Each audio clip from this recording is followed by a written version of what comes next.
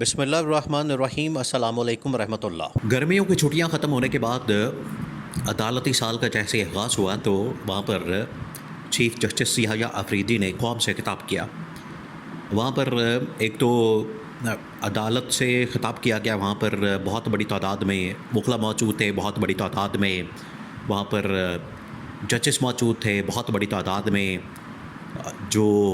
وہاں پر عدالتیں ہیں اسلام آباد کیپٹل سٹی میں، سپریم کورٹ سے لے کر اسلام آباد ہائی کورٹ پر، اس کے بعد باقی جتنی لوور کورٹس موجود ہیں۔ تو یہ چیف جسٹس کی جانب سے بڑا اہم ترین خطاب۔ اس کی وجہ یہ ہے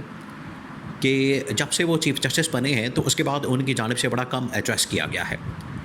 تو یہاں پر انہوں نے جب ایڈریس کیا تو کچھ باتیں ایسے کی ہیں جس کے اوپر اب پورے پاکستان کے اندر ایک تہلکہ مچا ہوا ہے کہ چیف جسٹس کی جانب سے جو باتیں کی جا رہی ہیں کیا اس کے اوپر وہ عمل درآمد بھی کرتے ہیں یا نہیں۔ اصل معاملہ، اصل سوال یہ ہے کہ باتیں تو دیکھیں ہر کوئی یہاں پر بہت بڑی بڑی باتیں کرتا ہے، ہر ایک کی جانب سے بہت بڑی بڑی باتیں کی جاتی ہیں، بہت بڑی بڑی کہانیاں بیان کی جاتی ہیں، بڑے معاملات کے اوپر بات کی جاتی ہے، لیکن مسئلہ یہ ہوتا ہے کہ کیا اس کے اوپر کوئی عمل درآمد کرتا بھی ہے یا نہیں، اس کے مطابق کام کرتا بھی ہے یا نہیں، اور ان کی پاسداری کرتا بھی ہے یا نہیں۔ یا یہاں پر ویسے تو چیف جسٹس کی جانب سے بڑی آئین کی، قانون کی، حلف کی پاسداری کی، اور آئین اور قانون کی حکمرانی اور بالادستی کی، عدلیہ کی آزادی کی، پاکستان میں انسانی حقوق کی بڑی باتیں کی گئی، ان کی جانب سے بہت بلند و بانگ قسم کے دعوے کیے گئے، اور یہ بلند و بانگ قسم کے جو دعوے کیے گئے ان کی جانب سے حقیقت اصل میں اس میں کچھ اور نظر آتی ہے۔ یہ سب سے بڑا مسئلہ ہے۔ اب جو باتیں کی گئی، دیکھیں عمران خان جو بار بار اس کے اوپر اعتراض کرتا ہے عدلیہ کے اوپر، پھر اس کے بعد خاص طور پر 26ویں آئینی ترمیم کے بعد عمران خان تو چیف جسٹس کے اوپر بھی اعتراض کرتا ہے، عمران خان کی جانب سے چیف جسٹس کے اوپر بھی اعتراض کیا جاتا ہے کہ یہ جو چیف جسٹس ہے یحییٰ آفریدی، یہ 26ویں آئینی ترمیم کا یہ نتیجہ ہے، یہ اس کی پیداوار ہے۔ تو یہ یہاں پر اب بیٹھ کر تو لیکچر دے رہا ہے، درس دے رہا ہے، کہانیاں سنا رہا ہے اور باتیں کر رہا ہے۔ تو اگر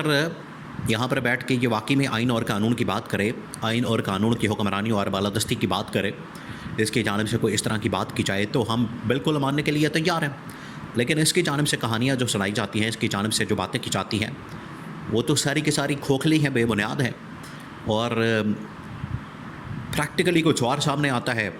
اور تھیوریٹیکلی ان کی جانب سے کچھ اور بات کی جاتی ہے۔ اب چیف جسٹس نے کہا کیا؟ چیف جسٹس کی جانب سے اصل میں یہ بات کی گئی کہ ہم پاکستان میں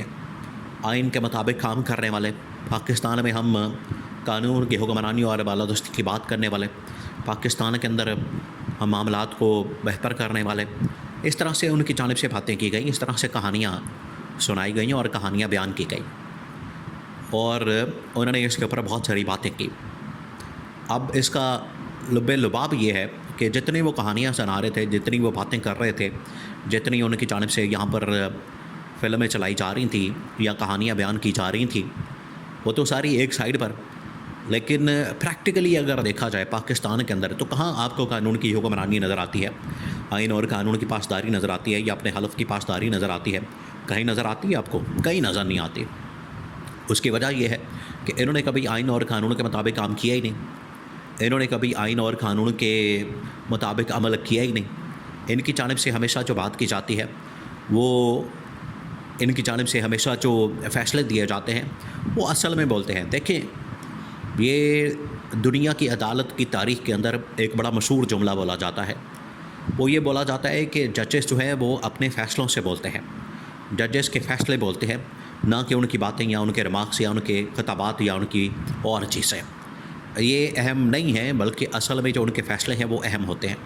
اور فیصلے یہاں پر کیا ہو رہے ہیں، فیصلے کے اوپر بھی آپ نظر ڈال لیں، فیصلے بھی آپ ذرا امیجن کر لیں۔ اب ہوتا کیا پاکستان میں آئین اور قانون کی دھجیاں اڑائی جاتی ہیں،